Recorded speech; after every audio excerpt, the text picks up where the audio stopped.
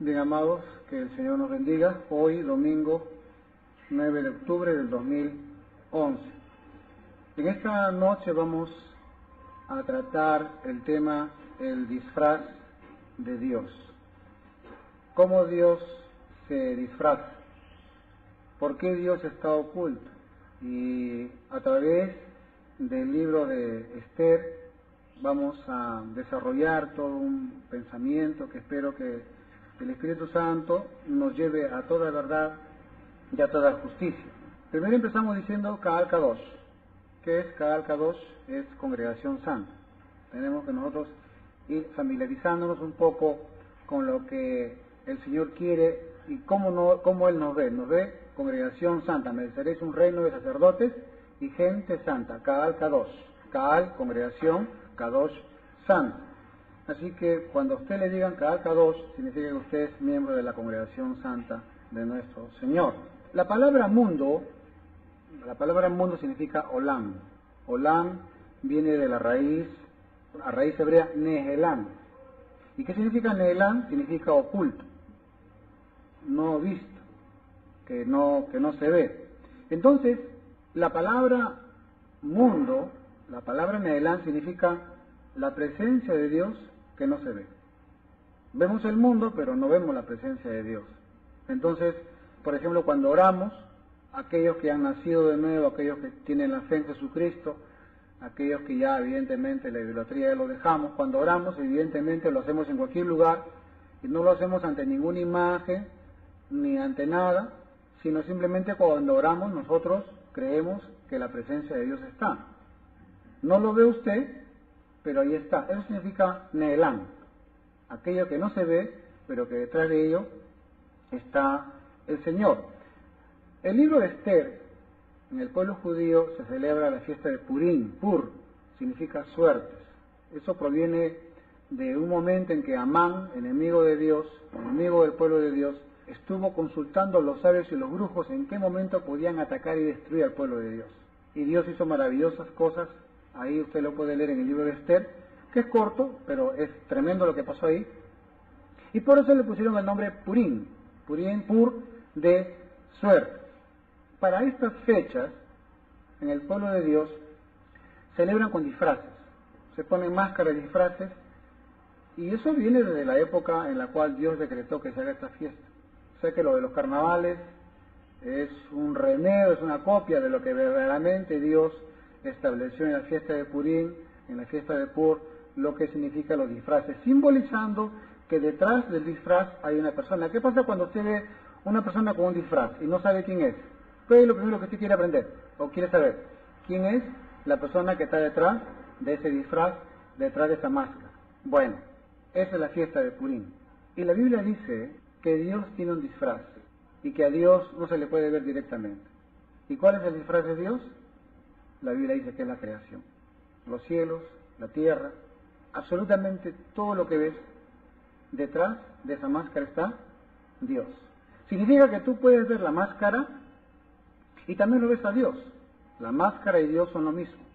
Y eso nos debe de llamar a reflexión. Esta fiesta de Purim también viene con una parashá, con una porción de la Biblia que en una época del año se celebra y se lee. La porción se llama Megilat Esther. Megilat Esther, o sea, Megilat significa el rollo de la Torah. Antiguamente los libros se escribían en rollo, no como hoy en día. Entonces, mientras tú no podías ver inmediatamente lo que hay en el libro, tenías que desenrollarlo. Ibas a ir descubriendo, desenrollando. Eso es lo que, inclusive hasta ahora en las sinagogas, en un sitio especial se colocan esos libros y son al estilo antiguo, al estilo de rollo, ¿no es cierto? Megilat, rollo. Entonces, conforme tú ibas desarrollando el rollo, ibas viendo qué porción bíblica se iba a tocar. Ahora, la palabra Esther en hebreo significa oculto.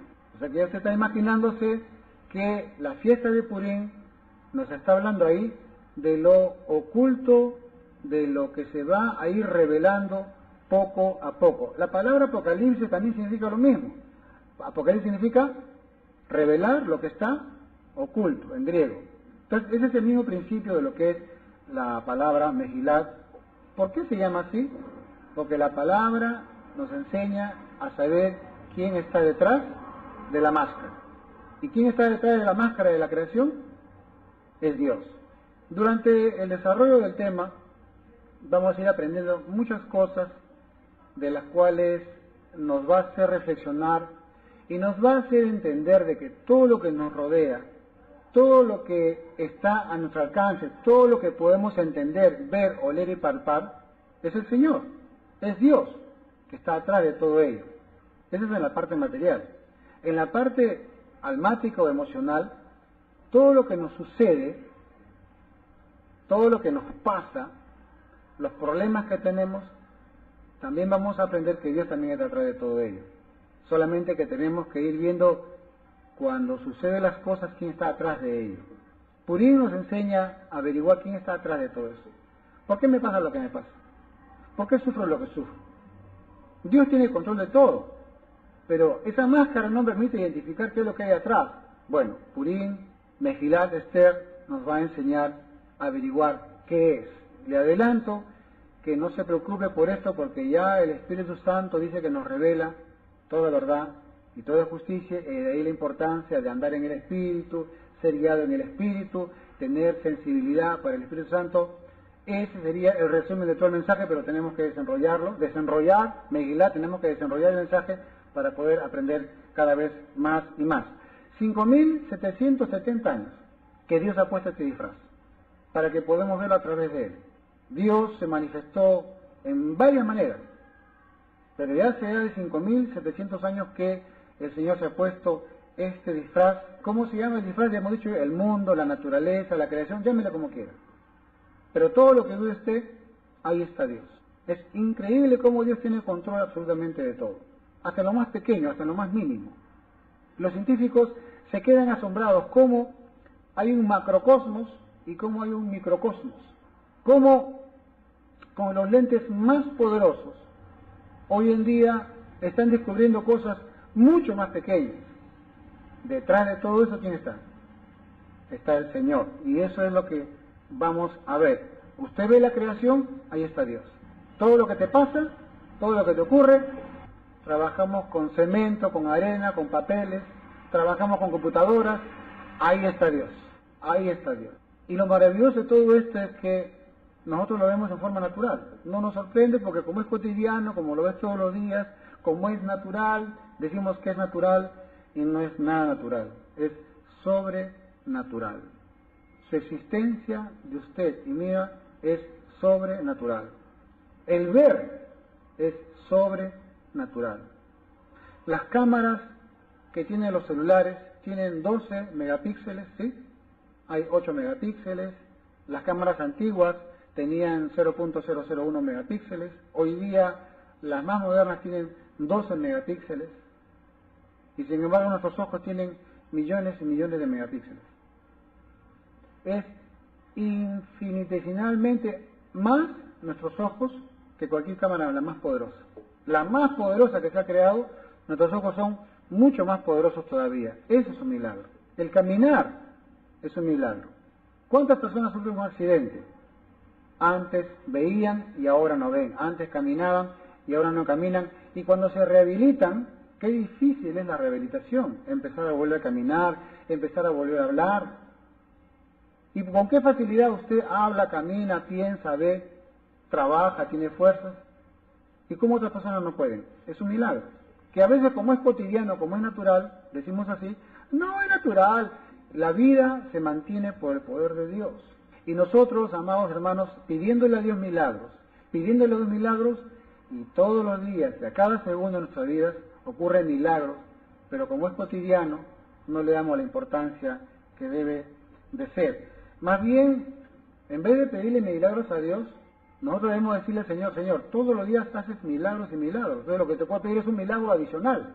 No un milagro sobrenatural, sino un milagro adicional al milagro del cual yo estoy en esta tierra. Eso nos tiene que llenar de sensibilidad para que nosotros podamos percibir la vida que tenemos de una manera tal que Dios interviene de una forma maravillosa. Y como vuelvo a repetir, tenemos que tomar en cuenta todas esas cosas, porque, por ejemplo, Usted ve una fruta, no lo ve como milagro, es natural. Usted ve una planta, una fruta, no, es natural, dice usted. ¿Por qué? Porque simplemente pues todo lo ve. El maná en el desierto, cuando el pueblo de Dios fue al desierto y no había pan, no había nada, ¿qué hizo Dios? Nunca jamás se había dado el maná era milagroso. Pero escuche, si ese maná hubiera salido hasta ahora, para nosotros no sería milagro. ¿Por qué? Porque recoger todos los días. A ver, Ronnie, por favor te vas a la esquina porque hay maná, recoge el maná porque voy a tomar el lonche. Y tú vas y aparece a las 6 de la tarde, ¡pa! Maná, calientito, y lo comes. Y la Biblia dice que era como hojuelas con miel. ¿Es milagro? No, porque todos los días para ti es normal. Entonces lo cotidiano, lo natural, lo tomamos como si fuera natural. Pero no, es un milagro, amado hermano. Es un milagro que una pepita chiquitita se meta en la tierra, condiciones A, B, C, levante una planta y salga una cosa riquísima, dulce. Y si yo te digo, a ver, come el árbol si es dulce, a ver, come la tierra si es dulce. Es un milagro de Dios. Pero no lo vemos como milagro, lo vemos como natural. Tu vida y mi vida, tu cuerpo y mi cuerpo. Es una maravilla. Los científicos hasta ahora quieren hacer robots, quieren imitar al ser humano. Nunca lo van a poder conforme lo somos. ¿Por qué? Porque nosotros somos un milagro. Y eso es lo que tenemos que tomar en cuenta. Nada es normal. Todo es un milagro. El hecho de que usted esté vivo acá, que no se haya muerto, es un milagro. Cada día que pasa. En las noches cuando oramos decimos gracias por este día. Será la última noche en esta tierra, Señor. Yo sé que tú me vas a resucitar mañana, y te duermes. Y el día siguiente te levantas y dices, me levanté, normal. No, es un milagro que te hayas levantado, porque mucha gente duerme y nunca más se levanta. Nunca más se levanta. Es un milagro. Voy a tener acá un pequeño ejemplo de lo que es un milagro mediante un chascarrillo para poder animar un poco el ambiente. Resulta pues que hubo en el pueblo judío, de los años 50 en adelante, ellos empezaron a recoger judíos de todas partes. Y en Yemen, en el África por ahí, trajeron a unos judíos que vivían en la total pobreza, no eran doctos, vivían en la naturaleza y nunca jamás habían visto el cemento, nunca jamás se habían puesto zapatos, nunca jamás sabían lo que era ropa porque andaban desnudos. Y de frente localizaron esas tribus antiguas judías y los trajeron a la ciudad y se quedaban maravillados. Nunca habían dormido en una cama, no sabían lo que era. Estaban en el baño y no sabían para qué era el baño. Se lavaban las manos en el water, tomaban agua del water porque así ellos estaban acostumbrados. Querían hacer sus cosas y no podían porque no sabían cómo, les tuvieron que enseñar. Y para ellos era toda una novedad, todo un milagro maravilloso. Subieron al avión, Dios mío, miraban cómo en el avión estaban sobre los aires, le decían el pájaro de acero, etcétera. Ya se imagina usted una persona que nunca ha visto el progreso, nada. Llegaron a Tel Aviv y empezaron a salir a las ciudades y empezaron a familiarizarse poco a poco, ¿no? Hay tienda de zapatos para zapatos, hay tienda de alimentos para alimentos, y así por el estilo. Pero lo que más se quedaron asombrados era de un cuartito más o menos de 1 metro por 1 metro, donde la gente entraba y no sabían para qué. Y se pusieron a observar ahí ese cuartito. ¿Qué era ese cuartito? El ascensor, ¿no? El ascensor. La gente entraba y cuando abría el ascensor no había nadie. O sea que ellos pensaban que esa máquina desaparecía la persona. Y un señor se puso a ver el ascensor y vio que entró al ascensor una viejita. Se cerró y al poco tiempo sale una señorita más simpática, ¿no? Y dice, ya entiendo para qué es esta máquina, ¿no? Esta máquina es para que la gente vieja entre y esa máquina lo transforma y sale gente joven. Así que se va a su casa y la trae a su esposa, ¿no? Y le dice a su esposa, entra a esa cajita. Ya sabe para qué, ¿no? Chascarrillo para darnos cuenta de cómo es el milagro. Un milagro es algo que no es cotidiano. Un milagro es algo que está fuera de lugar, nos asombra. ¿Por qué? Porque nunca ha ocurrido. Esto me lleva también, este hermano nos cuenta que él vivía en Ascona. Ascona era el nombre que antes se le llamaba Breña. ¿Usted conoce la avenida Alfonso Ugarte? Ese era el límite de Lima. Esa era las afueras de Lima. Y de Alfonso Ugarte para Breña, eso era chacra, y ahí había un lugar, un ambiente campestre que se llamaba Ascona. Aquellas épocas, cuando recién vino el televisor. Entonces el hermano cuenta de que él, pues jovencito, un tiempo vivió ahí y habían unos, también ahí de gente que vivían ahí con ellos, unos campesinos, y se van por primera vez a ver televisión.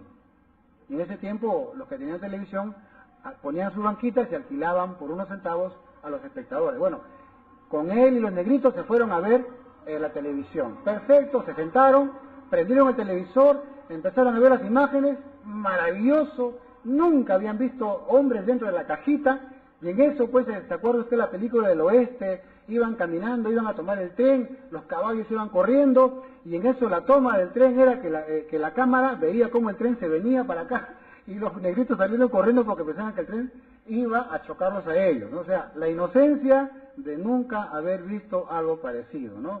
Para que veamos nosotros cómo era la inocencia de algo que no ocurre así nomás cotidianamente. La palabra naturaleza en hebreo con la palabra Elohim o Elohim, Elohim significa el Todopoderoso, es lo mismo. Dijimos que la máscara de Dios, que es la creación, y Dios es lo mismo. La palabra naturaleza en hebreo con la palabra Elohim, si usted lo suma, naturaleza suma 86 y Elohim también suma 86. En la palabra de Dios en el hebreo no hay ninguna jota, ninguna tilde que esté de más. Todo es extraordinariamente y asombrosamente perfecto. Y esto nos debe llamar la atención porque este idioma es el idioma de Dios, pues. Este idioma ha sido colocado en la computadora y se quedan asombrados los científicos de cuánta información y cuánta numerología que le llaman la cábala pueden sacar de la palabra de Dios. Significa entonces que Dios está atrás de todo, en el caminar, en el ver, en el creer. Nosotros mismos nos damos cuenta que el hecho de creer no es un asunto de que yo tengo fe y yo voy a poner una parte de mi cerebro a la parte cognitiva, al conocimiento, y yo voy a conocer a Dios. No es así. Hay mucha gente que quiere conocer a Dios pero no puede. ¿Por qué? Porque no ha venido ese don maravilloso que es la fe. Si usted tiene fe, no es por un esfuerzo suyo, es por revelación. ¿Se acuerda Mejilat, el rollo, la revelación que Dios da de lo oculto? Esther, lo oculto. Entonces vamos a darnos cuenta ahora que hasta la fe que tenemos es algo sobrenatural. Porque hay mucha gente que anhela, que desea, pero pone su fe en los objetos, pone su fe en la idolatría. Y eso es un problema. Tiene el deseo, tiene las ganas, pero falta la revelación. Pablo decía que Cristo se me reveló, decía él. No es que él haya conocido a Cristo, no, Cristo se me reveló. O sea que es una revelación el hecho de que usted y yo conozcamos al Señor Jesucristo. Abraham, otro tremendo caso. Abraham era un pagano, era un idólatra. Pero cuando Abraham tenía 12 años, Abraham, cuando empezó a ver la creación, cuando empezó a ver el mundo, cuando empezó a ver todas las cosas, lo primero que se preguntó Abraham fue: ¿alguien debe ser dueño de todo esto? ¿Alguien ha hecho todo esto? O sea, alguien es el dueño, alguien es el autor, y alguien tiene que haber sido el responsable de que ha hecho absolutamente todo. Por eso es que la prédica en la época de Abraham es lo que cuando a Jesús le preguntaron y le dijeron ¿cuál es el primer y gran mandamiento? Y Jesús respondió, Jehová nuestro Dios uno es. Jehová nuestro Dios uno es. Esa fue la prédica de los patriarcas. Pero es una prédica muy poderosa. ¿Por qué? Porque para nosotros no nos habla mucho la palabra de uno. Pero para esas épocas, decir que Dios es uno era una frase que te costaba la vida. ¿Por qué? Porque la idolatría era tal de que los hombres tenían dioses para toda cosa y nadie tenía en su sano juicio concebir que todo esto lo hacía un solo Dios. Y Abraham, los patriarcas eran grandes predicadores, grandes siervos de Dios, que conmocionaron al mundo en su época predicando que todo esto le pertenece a un solo Dios. Y eso para nosotros no tiene mucha relevancia, pero cuando vemos estudios de aquellas épocas, vemos grandes cambios con estas enseñanzas de estos patriarcas. Seguimos. Amán. Voy a resumir un poco el libro de Esther. Dice que un rey le gustaba el vino, este vino lo emborrachaba, y todos sabemos que cuando uno está borracho, hace tontería y media. En esas tonterías, este rey mató a su esposa y se quedó viudo. Y como todo viudo, y encima borracho, empezó a buscar a las mujeres más bellas de su territorio, de su dominio. Y escogió a las mujeres y eran parte de su cortejo, parte de... Y de entre todas ellas, a la más hermosa, Esther. Esther era sobrina de Mardoqueo, o Mordejai, como queramos llamarlo. Y Esther fue llamada a palacio.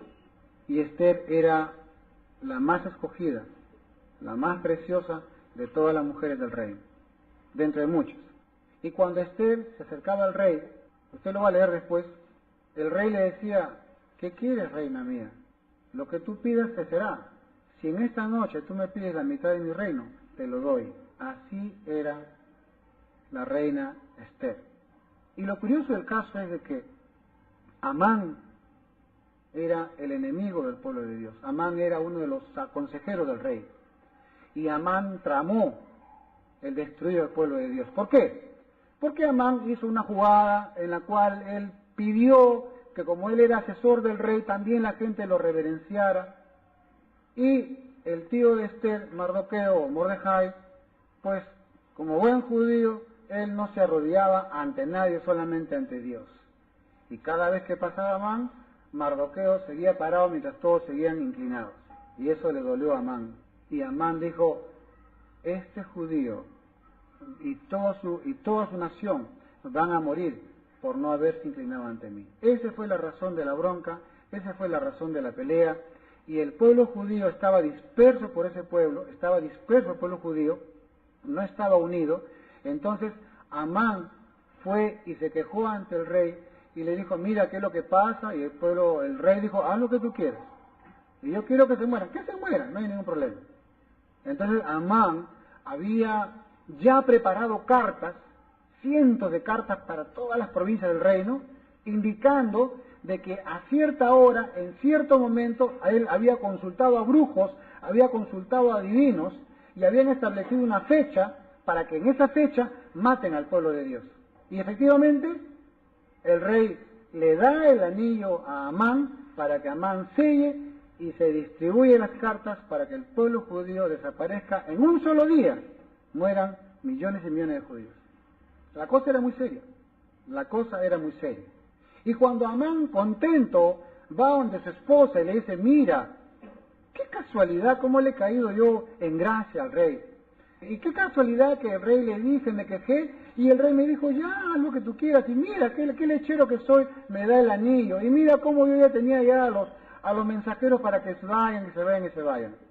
La esposa de Amán le dice, ¿contra quién te has metido? Mardoqueo. ¿Tú sabes quién es Mardoqueo? ¿Tú sabes quién es Mardoqueo? Mardoqueo es judío. Y ya por haberte metido con Mardoqueo, ya estás vencido ya. Y pronto tú vas a ser vencido por Mardoqueo. No te metas con el pueblo judío. ¿Y qué tienen los judíos? Como no te acuerdas lo que hizo la historia. ¿No te acuerdas lo que pasó con Faraón? ¿No te acuerdas lo que le hizo a Faraón? ¿No te acuerdas que ese pueblo, cuando Dios protegió a ese pueblo, porque es el pueblo del Señor, el pueblo del libro, lo protegió e hizo que Faraón y todo su ejército sea consumido y sea tragado por las aguas? Y en un solo día, este pueblo esclavo, este pueblo que está acá y está distribuido en este reino, ese pueblo tumbó a una nación y esa nación nunca más se levantó como hasta ahora, el pueblo egipcio. ¿Y contra ese te vas a meter? ¿Cuántas veces nuestras esposas nos dan consejos y no escuchamos? No hay ningún esposo que diga amén. ¿Cuántas veces no hemos hecho caso a las esposas? Y hemos seguido con la terquedad. Y ya usted después se va a enterar qué es lo que le pasó a Amán. Es interesantísima la historia de Amán. Pero lo que voy es a esto. Amán pensaba que era producto del sortilegio, producto de lo que él consultó a los brujos. Y los brujos no eran brujos ignorantes. Ellos decían, en esta fecha no, porque esta fecha fue Pesaj, en esta fecha no, porque en esta fecha fue la fecha de la muerte de los egipcios, en esta fecha no, en esta fecha no. Buscaban una fecha en donde el pueblo de Dios haya caído, haya sido débil, y encontraron la fecha en la cual el pueblo de Dios había adorado al becerro de oro. Y dijeron, esa es la fecha, ese es el día que podemos atacar al pueblo de Dios. ¿Por qué? Porque el enemigo es acusador, pues. El diablo está para acusarte. ¿Cuándo? El día que tú cometiste pecado. El día que tú hiciste algo grave ante Dios, ese día el diablo te acusa. Los brujos empezaron a ver la fecha y efectivamente encontraron la fecha que el pueblo de Israel había pecado, el becerro de oro. Esa fecha fue escogida para que el pueblo de Dios desaparezca. Porque ni su Dios lo va a ayudar, porque su Dios se va a acordar que en esa fecha el pueblo adoró al becerro de oro y los va a abandonar y ahí atacamos. Ahí atacamos. Pero Amán con su esposa y sus consejeros se olvidaron de que aquí no hay suerte, aquí no hay sortilegio, acá no hay carta astral, aquí no hay magia, aquí lo que nosotros tenemos es que todo y absolutamente todo, Dios tiene control de todo.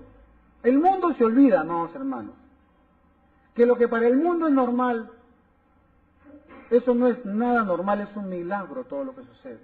El mundo, y nosotros nos olvidamos que como lo vemos cotidiano, como que todos los días te levantas, tú crees que es normal, que tienes vida y todo. No, tú y yo nos levantamos porque Dios nos da la fuerza para levantar. ¿Cuánta gente, por ejemplo, están sentados en sus oficinas? Y yo he visto, he sido testigo de cómo personas sentadas en las oficinas les ha venido derrame cerebral y ahí se han quedado parapléjicos. ¿Cuántas personas? Mi padre, por ejemplo, salió a trabajar y yo me despedí de mi papá. Y todavía me acuerdo que mi papá de la puerta me dijo, cuida a tus hermanos. ¿Y por qué me dice eso? Y me hizo un ademán así con la mano como diciendo chao. Nunca mi papá había dicho eso. Y a las 3 de la mañana salió a las 3 de la tarde y a las 3 de la mañana estaba muerto. O sea que tú y yo estamos acá por un milagro. No estamos al azar. Aquí no hay nada de al azar. Todo Dios tiene control. ¿Por qué? Porque la máscara de Dios, ¿cuál es? Es la creación, es la naturaleza. Eso tenemos que nosotros percibir. Ahora, Amán, en su confabulación para el pueblo de Dios, va donde el rey y le dice, mira, vamos a matar a los judíos. Y el rey le dice, pero no, si este es el pueblo de Dios. Ellos tumbaron Egipto. No, no te preocupes. Mira, el pueblo judío está disperso. Todos están por aquí, todos están por allá, no están unidos. ¿Sabe cuál es el problema? Que cuando ellos se unen, oran, ahí su Dios les hace caso. Pero como están dispersos, no hay problema. Hay que tenerlos dispersos. Divide, ¿pues? Divide y vencerás. Divide y vencerás. Bueno, está bien. Entonces Mardoqueo se entera y va y la llama a la reina Esther. Y le dice, mira, esto Amán está tramando para destruir y ya mandó los decretos para que en tal fecha se destruya el pueblo de Dios. Anda, ve Esther, por favor, intercede, haz algo. Tú que eres la reina, la princesa, tú que eres la escogida. Y había un pequeño problema. El problema era de que tú no te podías presentar libremente ante el rey, si no es que el rey te llamaba. Si tú no eras llamado al rey y te presentabas, inmediatamente orden de muerte. Y lo primero que dijo Esther fue, reúnanse, oren y ayunen por mí, que yo también me voy a reunir con mis doncellas y vamos a unirnos en oración y me voy a presentar ante el rey. No importa que mi vida, si me presento y el rey me mata, pero voy a morir en el intento. Acuérdese que el edicto real era que no se podía presentar si no había sido llamado, y efectivamente ella lo dice, pues hace 30 días que el rey no me llama, y si me presento sin llamarme me va a matar. Los eunucos, los seguridad del rey, ellos estaban entrenados, quiénes eran los que tenían que entrar y los que no. El que entraba por ahí y lo veían, inmediatamente era muerto. Los eunucos tenían la costumbre de taparlo con un trapo y quitarle la cabeza, degollarlo, ya está. Esa persona se podía librar si es que el rey inmediatamente levantaba su báculo, su cetro y apuntaba hacia la persona. Y si la persona se acercaba y tocaba con la punta el báculo, le perdonaban la vida. Si es que el rey quería y si no, no. O sea, Esther también se jugó la vida. Pero una de las cosas que dijo Esther fue, tío Mardoqueo, reúnanse y oren y ayunen por mí por 3 días, por favor, que yo también haré lo mío. Aquí está el truco. ¿Cuál fue el truco? La unidad. La unidad. No sé si a usted le llama la atención a esto. ¿Qué le llama a usted la unidad? La unidad en el trabajo, la unidad en la congregación, ¿qué más? La unidad en... ¿dónde? en el hogar, la unidad en pareja.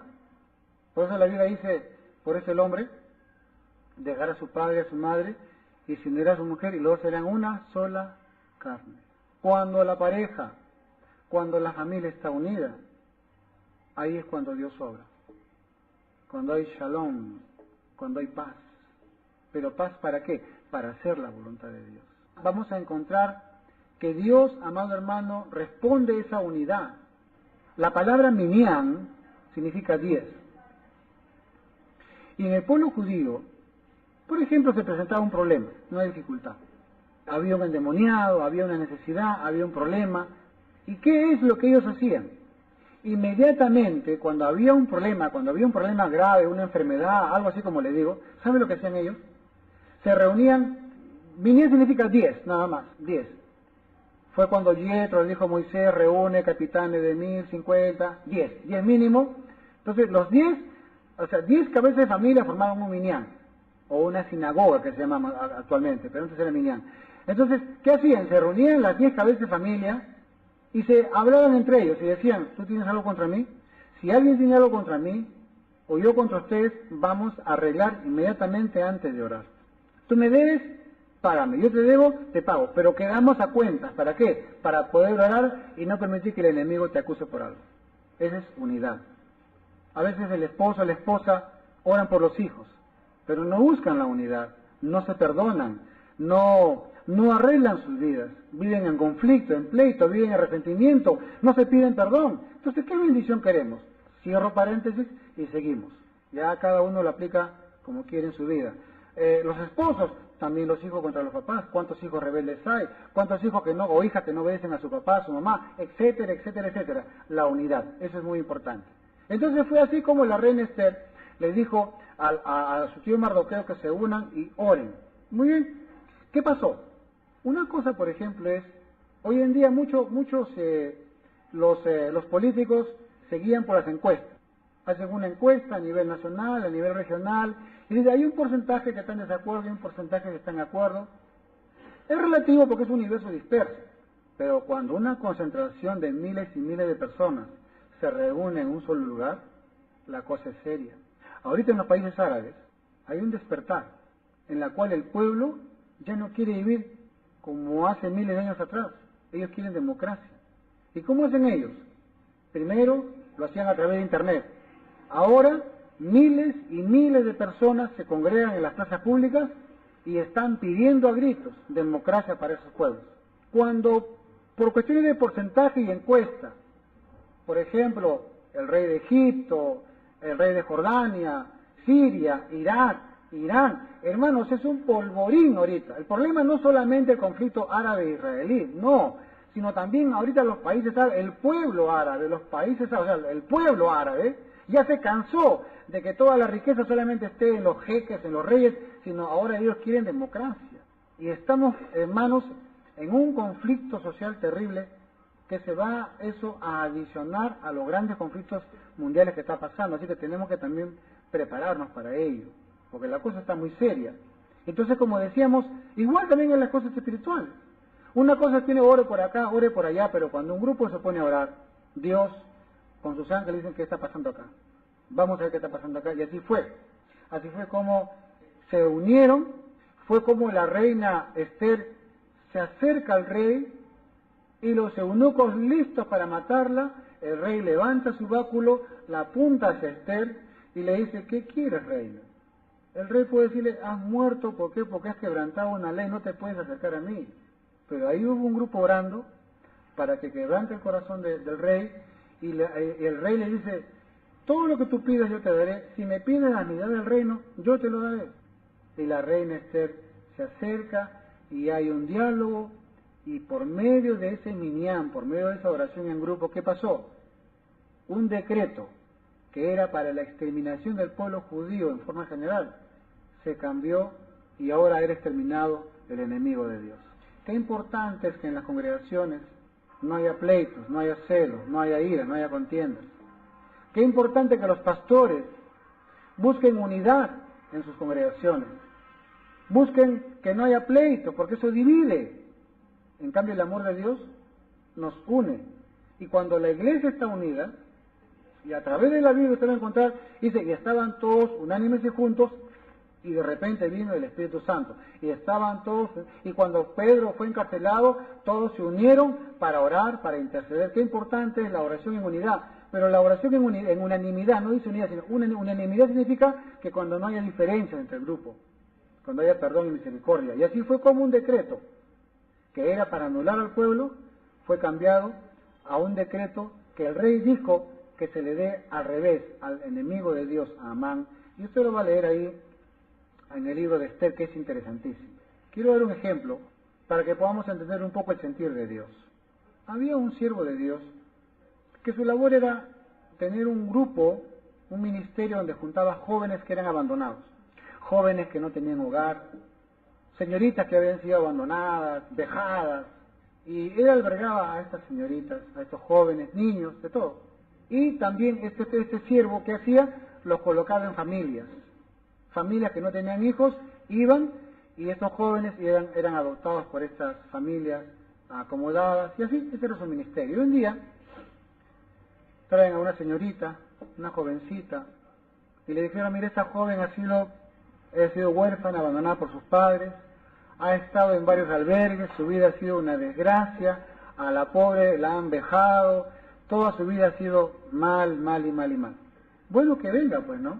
Y la chica aparece, y verdaderamente era traumadita porque no reía, no decía nada, se quedaba seria, le dieron de comer, los jóvenes empezaron a jugar, la chica no jugaba, estaba en un costado. Bueno, ¿qué vamos a hacer? La esposa le dice, ¿qué hacemos con esta chica? Déjala.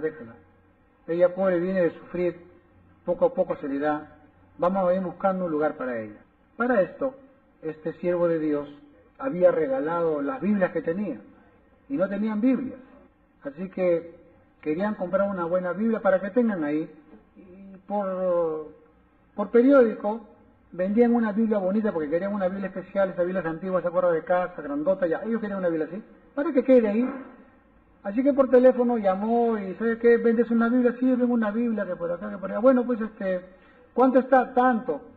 ¿Y usted para qué lo quiere la Biblia? Es que le explicó, mira, acá tenemos un albergue de jóvenes, Y dijo, en 2 días voy, ¿me compras o no me compras? Yo te llevo la Biblia. A los 2 días vinieron y le dijo, mira, acá está la Biblia, mira si la quieres comprar. Y este señor que tenía la Biblia, el que quería venderla, le dijo, ¿qué es esto? Bueno, estamos haciendo este trabajo, y por aquí y por allá. Y este siervo le dice, ¿y esta Biblia de quién es? Bueno, esta Biblia es de mi papá.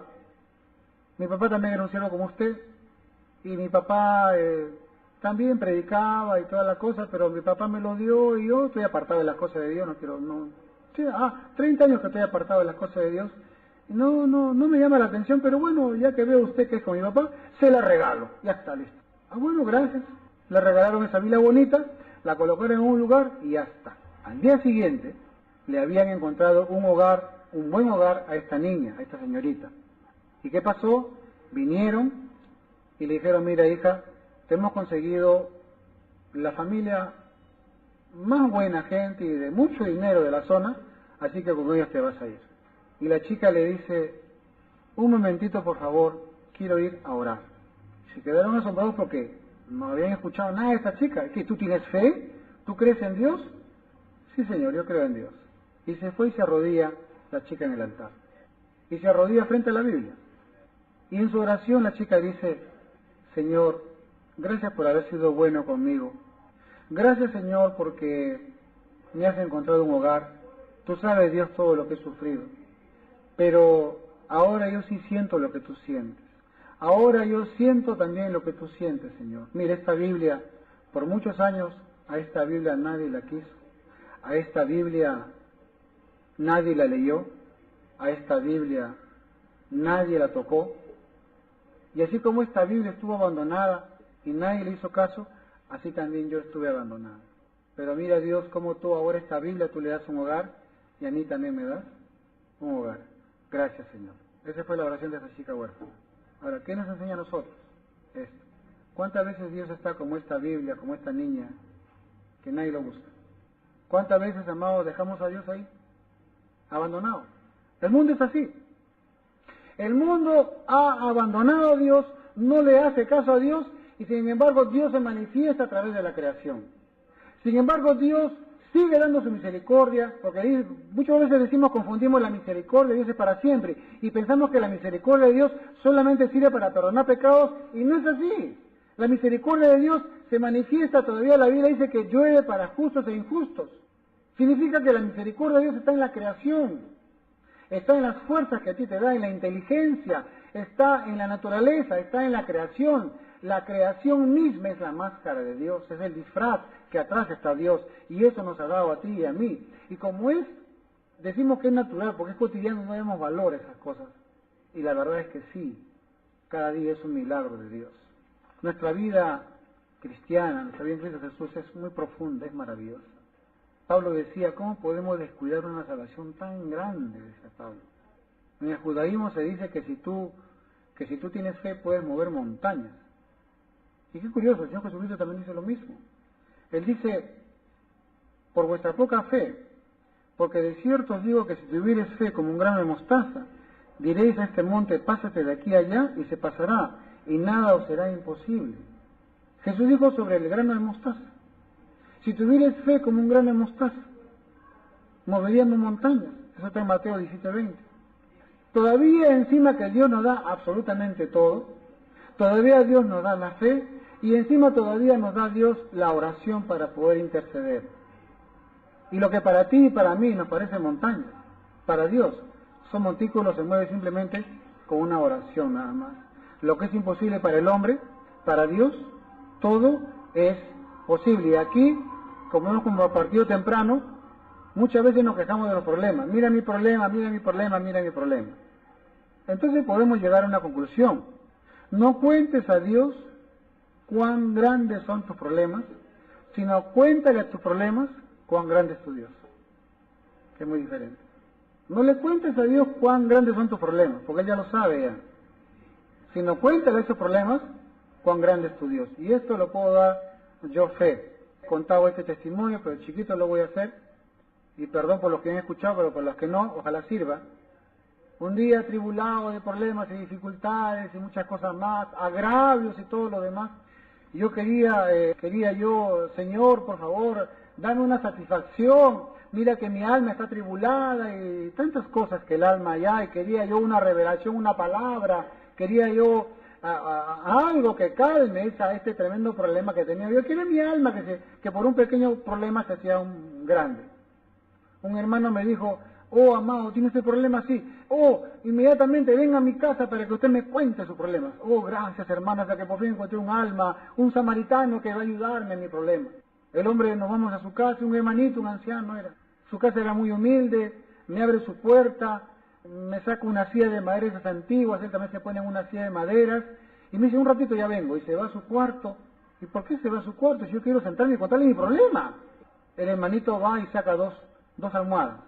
¿Y para qué quiere almohada este hombre? Digo yo, claro, como sus sillas son de madera antiguas, entonces lo va a poner de asiento para sentarme y sea más cómodo.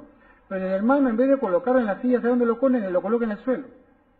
Se viene y se arrodilla, me lo pone en el suelo, él también se lo pone delante y me dice, hermano, arrodillémonos. Pero yo no quiero arrodillarme, yo quiero contarle mi problema. Vamos a contarle a papá primero. Bueno, ya está bien, vamos a arrodillarnos, ya está. Pero después le cuento mis problemas. Claro que sí, hermano, usted me cuenta su problema. Perfecto. Entonces vamos a levantar las manos, me dijo. Por eso que este himno que hemos cantado, levanto mis manos aunque no tengo fuerzas, eso yo lo he vivido en vivo, hermano. Entonces levanten sus manos, amado hermano, y ya. ¿Y qué hago? Le digo, ahora, ¿sabe qué? Mire, ¿qué le parece si adoramos a Dios? Bueno, ya, vamos a cantar. Alabaré, me tenía podrido con alabaré a mi Señor, y empezamos a alabar. Dígale a Dios cuán grande es Él, dígale cuán hermoso es Él, cuéntele a Dios, amado, vamos a adorarle a Dios. Y empezamos a adorar, y me fui. Y me acuerdo que los vecinos, ¡cállese la boca, locos! ¿Cómo decían? Nos insultaban, ¡cállese la boca! ¿Qué bulla es esa? Que por acá, que por allá. Claro, a las 3 de la mañana. Un par de locos cantando a todo pulmón. Y como que volviendo en sí, nos despertamos de la adoración y la alabanza, y me dice, bien hermano, ahora siéntese y cuénteme cuáles son sus problemas. Y como repito acá, no cuentes a Dios cuán grandes son tus problemas, sino cuéntale tus problemas cuán grande es tu Dios. ¿Y qué hizo este hombre sabio? Que no era muy sabio, que digamos, era un hombre ignorante, pero sabio en la palabra. ¿Qué hizo? Me mostró a que yo exprese cuán grande es nuestro Dios, cuán maravillosas son sus obras, como dicen los salmos. Y cuanto más exaltaba a Dios, mis problemas se empequeñecían, y se empequeñecían. Y cuando me dijo, bueno hermano, ¿qué tanto es ese problema que lo vi llorando? ¿Qué problema ni qué problema, hermano? Yo no tengo ningún problema. El Señor ya sació mi alma, ya. Ahora me doy cuenta que tengo un Dios grande. Los problemas que tengo no es nada, hermano. Es cierto, amado hermano, cuando uno no se da cuenta que todo lo que nos pasa, todo lo que nos ocurre, es porque Dios ahí está detrás. Cuando nos sucede algo, cuando nos pasa algo, ese jueguito que Dios nos hace es averigua si Dios está atrás de eso. Averigua. Por ejemplo, yo le pregunté a Dios, Señor, ¿por qué mi pelo se cae? ¿Por qué soy pelón? ¿Por qué soy calvo? Porque eso parece una maldición, ¿no? Y entonces Dios me respondió, mira, ¿sabes por qué eres pelón? Para bajarte la nube. Oh, grandes y maravillosas son tus obras, Dios. Gracias, Señor. Y yo a los 22 años me declaré pelón. Me empecé a cortar pelón como ahora, ¿no? Entonces ya, si Dios quiere así, por algo es, porque Él quiere tratar mi alma, quiere tratar mi vida. Amén, Señor. La máscara. Busca primero quién está atrás de ese problema. A lo mejor Dios está hablando, ¿no, hermano? Dios tiene un mensaje para ti. ¿Por qué? Porque Él tiene control de todo. Nada es normal, nada es casual. Todo es causalidad, que es muy diferente. Y la Biblia dice que Dios está con los quebrantados de corazón. ¿Quiénes son los quebrantados de corazón? Aquellos que ya se cansaron de buscar aquí y allá y lo único que les quedó solamente es quebrantarse de dolor porque era imposible su situación y acudieron a Dios. En Salmos 34:18 se lo voy a leer, dice, cercano está Jehová a los quebrantados de corazón y salva a los contritos de espíritu. Salva a los contritos de espíritu. O sea, cuando tú quieres buscar una satisfacción para tu vida, ¿por qué me ha pasado esto? ¿Por qué aquí? ¿Por qué allá? Y evidentemente los problemas nos llevan al quebrantamiento. Y cuando tú estás quebrantado, y en ese quebrantamiento solo y únicamente depende de la palabra de Dios, ahí viene la respuesta. ¿Por qué? Porque detrás de eso está Dios. Pregúntate por qué te pasa lo que te pasa. Verdaderamente hay cosas que nos pasan injustamente. Hay acusaciones injustas. Hay actitudes injustas para nosotros. Pero no, Dios está detrás de todo eso. ¿Por qué? Porque sabe que nuestro corazón es vanidoso, orgulloso. Y para bajar de la nube mejor te tiene Dios como a Pablo lo tenía con un aguijoncillo. Cada vez que Pablo se ponía orgulloso, ¡fua!, el aguijón. Y Pablo después dijo, ese aguijón, adversario de Satanás, como decía, emisario del enemigo. Al final Pablo dijo, no, Dios me lo ha puesto ahí para recordarme que solamente soy salvo por su gracia nada más, no por su gran sabiduría. Esther, el libro de Esther, escuchen, de los primeros 24 libros de la Biblia, Esther es el único libro que el nombre de Dios no está ahí. Lo repito, Esther es el único de los primeros 24 libros de la Biblia que el nombre de Dios no figura. Entonces usted puede decir, ¿cómo han podido poner en el canon bíblico el libro de Esther cuando no se glorifica el nombre de Dios? Es algo curioso. Son las curiosidades que hay en la palabra de Dios. Usted lee el libro de Esther y no va a encontrar Elohim, no va a encontrar Hashem, no va a encontrar Yahvé, Adonai, Dios, nada. No va a encontrar, claro. Dijimos que Mequilá, Esther, es un disfraz, pero atrás está ¿quién? Atrás está Dios. Dijimos que Purim, la fiesta de suerte, Esther, Mardoqueo, Amán, es una fiesta que podemos decirlo que casi en forma natural sucedió todo. Porque dijimos que un rey que se emborracha, que le gusta el vino, es normal que haga tonterías. El rey borracho mató a su esposa. Este rey se quedó viudo, y como era rey, escogió a la más bonita del reino, y se quedó enamoradísimo de esta joven, Esther, y como pues era la luz para sus ojos, pues el rey le decía, Esther, dime lo que tú quieras, yo te daré la mitad de tu reino si me lo pides. Fíjese qué enamorado estaba el rey. ¿Hay algún milagro ahí? No, no hay nada. Por ahí aparece un antisemita, un enemigo de Dios, que es natural, sí, porque en todas partes hay antisemitas. Y la reina Esther se entera de que este quería matar al pueblo de Dios, y la reina, como tenía el favor del rey, va y le dice al rey, mira, me quiere matar a mi pueblo. ¿A qué cosa? ¡Pum! El rey lo mata al antisemita. ¿Hay algo natural, sobrenatural? ¿Se abrió el mar? ¿La zarza ardiente? No, no, nada. Purim, podemos decirlo que era casi como consecuencia de una cosa de la otra. Pesaj o Pascua, ¿se acuerda? La salida del pueblo de Egipto. Póngase usted a pensar que el río Rima se pone sangre. Eso es un milagrote.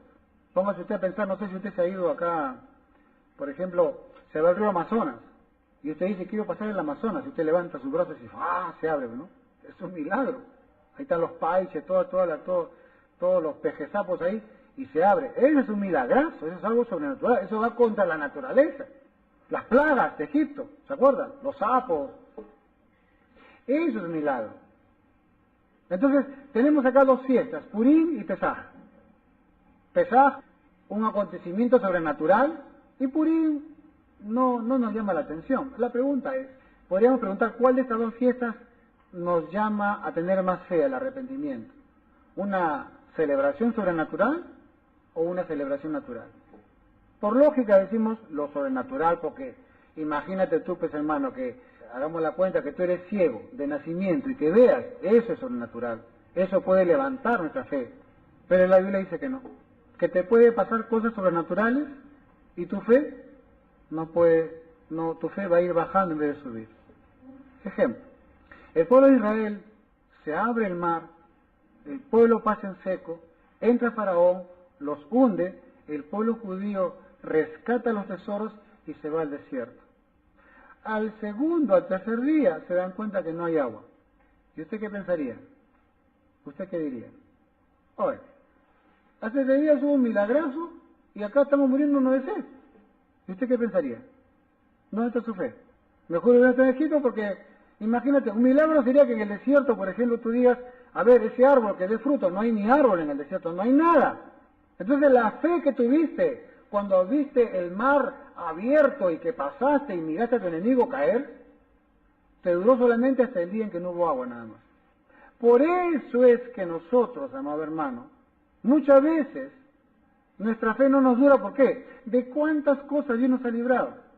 A algunos los ha librado de deudas, a otros los ha librado de enfermedades, a otros los ha librado de la ignorancia, de tantos milagros que Dios ha hecho sobrenaturalmente. Pero después, ¿qué pasó? Te olvidaste de Dios. Te digo por qué.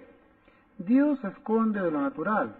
Dios está detrás de la creación. Mire, Dios puede intervenir en la creación, pero tampoco Dios puede irse contra sí mismo contra lo que ha creado.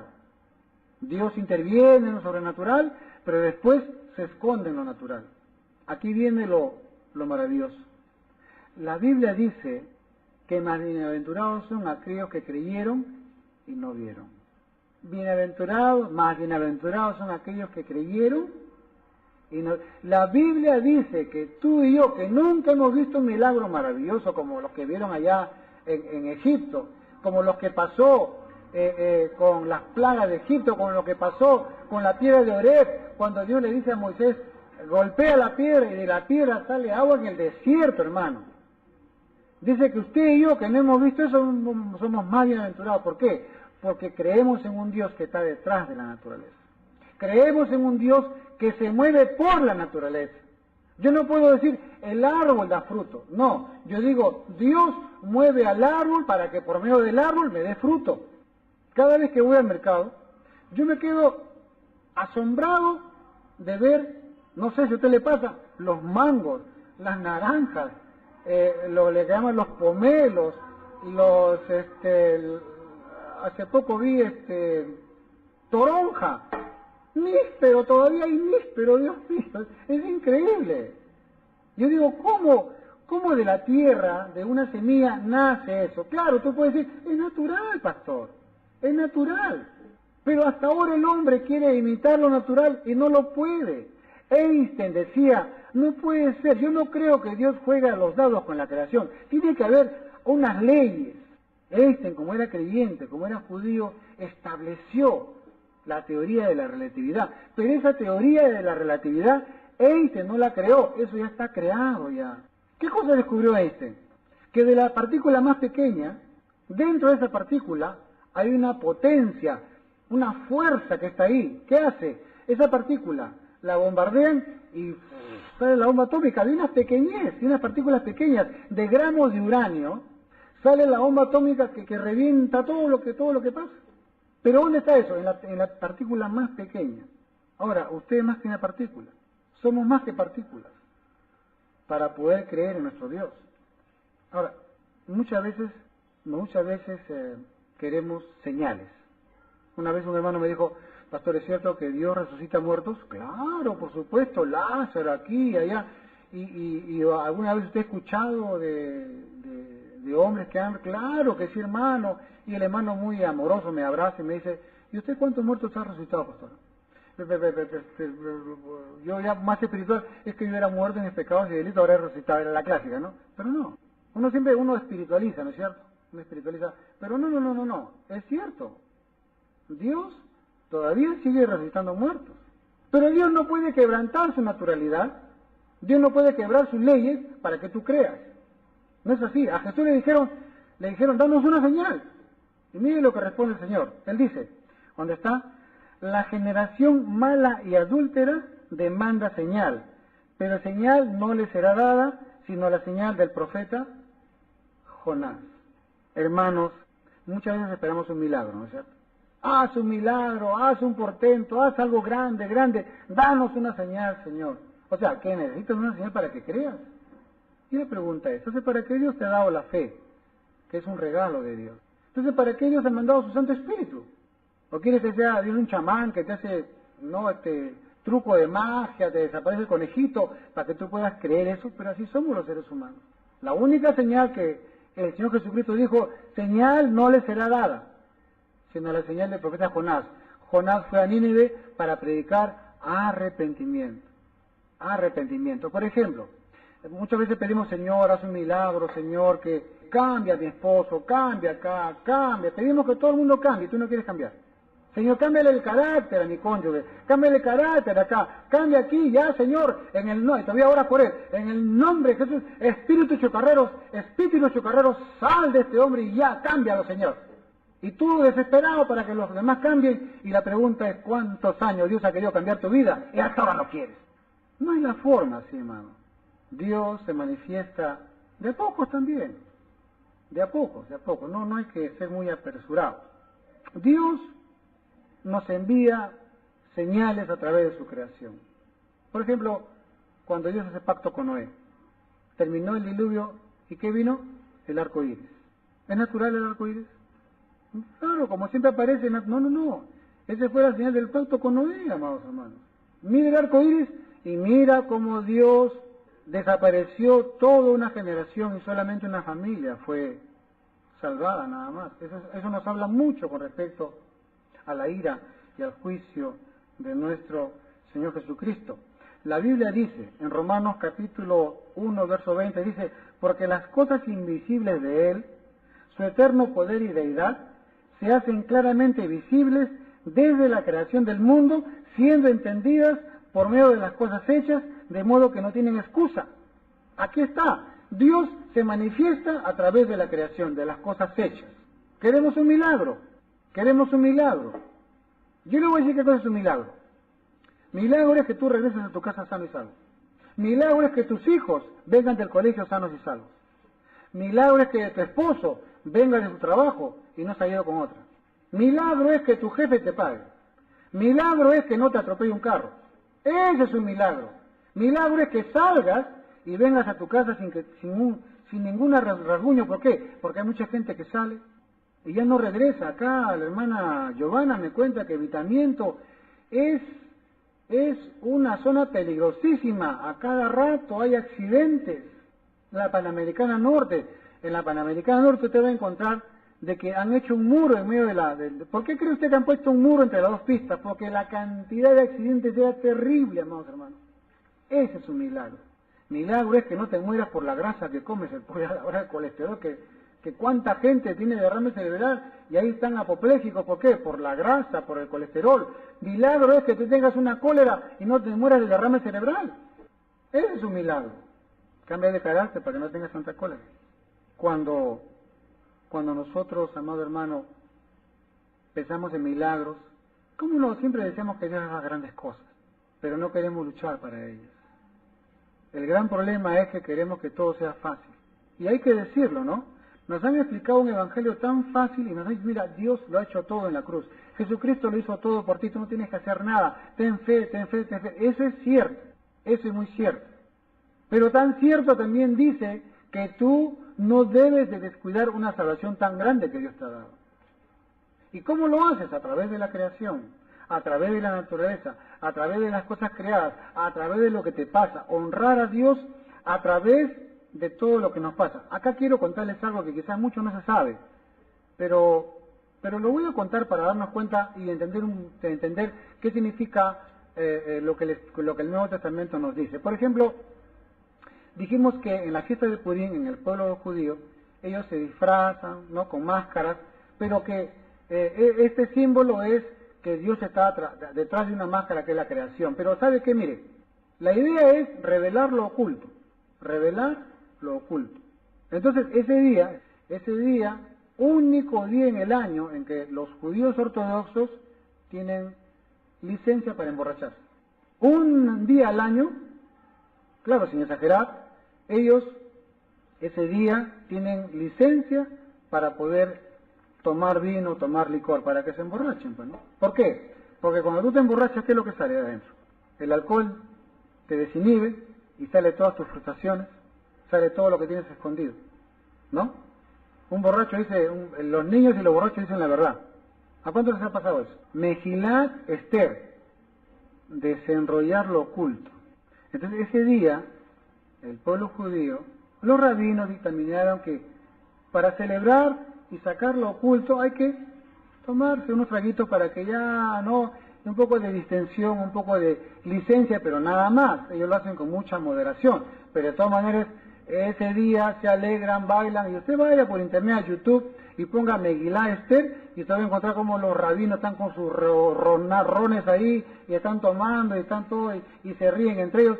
Es una alegría muy sana que hacen ellos, pero no tienen necesidad de tomar para saber lo que hay en tu corazón, porque ahora Dios nos da el Espíritu Santo. Y aquí viene una enseñanza que Pablo le dice a Timoteo. ¿Se acordará usted? En Efesios capítulo 5, verso 18, ¿qué es lo que dice Pablo? No os embriaguéis con vino, en lo cual hay disolución. Antes bien, ser llenos del Espíritu Santo. Los comentaristas dicen de que Timoteo no tomaba vino porque él era muy radical y que a causa de su estómago Timoteo debe tomar vino. Y bueno, a la luz de la raíz hebrea de nuestra fe, Pablo no quiere decir eso. Pablo está hablando de la fiesta de Purim, en la cual el judío desde esa época hasta ahora toman vino para que saquen lo que tienen adentro. Y Pablo le dice, ya no hay necesidad de eso ya. Ahora tenemos el Espíritu Santo que nos redarguye, nos reprende y nos exhorta, y Jesús dijo que el Espíritu Santo nos va a revelar y a enseñar y nos va a guiar a toda la verdad. Ahora sí se explica mejor el texto que dice, ya no os embriaguéis con vino, en lo cual hay disolución, sino ser llenos del Espíritu Santo. Ahora nosotros tenemos la gran ventaja, que eso que tú le llamas tu conciencia, tu ello, tu superello, tu inconsciente, no hay problema. Lo que está dentro de ti, lo que te redarguye, lo que te reprende, lo que te exhorta es el Espíritu Santo de Dios. ¿Para qué? Para que Él tengas una Megilat Esther, para que el Espíritu Santo saque de ti lo oculto, lo revele, y de esa manera tú sepas qué es lo que tú tienes. Dijimos en la prédica anterior que muchas veces nosotros vemos los errores de los demás, pero no, los errores de los demás son espejos de los errores que tenemos adentro de nosotros. Por eso Jesús dijo que miras la paja del ojo ajeno y no miras la viga. O sea que hasta tu visión es pequeña, ¿por qué? Porque solamente atisbas a ver una viga, pero en realidad tienes un tronco en tu corazón. Tenemos entonces ahora, ¿y ahora qué seré? ¿Qué haré? ¿Qué pediré? Es que no sé qué hacer, pastor. Tienes el Espíritu Santo. Pero como dijimos, tanta cotidianidad, tanto escuchamos a nosotros mismos, que no escuchamos a la voz de Dios. ¿A cuánto nos pasa eso? A mí me pasa cada rato. Tanto nos escuchamos nosotros, que no escuchamos la voz de Dios a través de toda la creación. ¿Cuántas veces nos decimos a nosotros? A veces escuchamos a los demás, y a veces cuando hablamos no nos escuchamos a nosotros mismos. Por eso decimos, mira, escucha con tus oídos lo que con tu boca hablas, porque a veces ni lo que hablamos lo creemos. Escucha con tus oídos lo que tu boca habla. Parece que tus oídos fueran de un cuerpo y tu boca fuera de otro cuerpo, porque de la abundancia del corazón nosotros hablamos. Ahora, quiero terminar sintetizando un poco el tema, para que de esa manera podamos tener una pertenencia con Dios, para que podamos entender, amados, de que no es nuestra vida, es la vida de Dios en nosotros. No es la creación producto de la casualidad, de la evolución, no, es Dios a través de la creación. La creación, todo lo que te sucede, tú vas a tu cocina, ves manzanas, ves la olla, ves la pobre gallina que te está hirviendo ahí, eso también ahí está Dios para ti, para tu vida. Lo primero que tenemos que tomar en cuenta es lo que dice Génesis 1.1. ¿Qué dice Génesis 1.1? Que Dios creó los cielos y la tierra. Dios te creó a ti, Dios me creó a mí, con un propósito. Eso es lo primero, amado hermano. No salirnos de ello, ¿por qué? Porque lo otro sería pensar que vinieron extraterrestres y te engendraron a ti, y tú eres un meteorito que cayó acá, y no sabes qué es lo que tienes que hacer. Tenemos un propósito en esta vida que tenemos que hacer. Tenemos un propósito para acá, y la Biblia te lo dice, tú eres un siervo del reino de Dios. En segundo lugar, si yo soy creación de Dios, muy bien, la Biblia dice que también estuve yo esclavo del pecado. Así como Dios sacó a su pueblo de la esclavitud de Egipto, así también a ti te sacó de la esclavitud del pecado. ¿Para qué? Para que fuese santo y sin mancha delante de Dios. O sea que no solamente soy creación de Dios, sino que además también Dios me sacó de la esclavitud. ¿Para qué? Para servir. Me trasladó de las tinieblas a su luz admirable. ¿Para qué?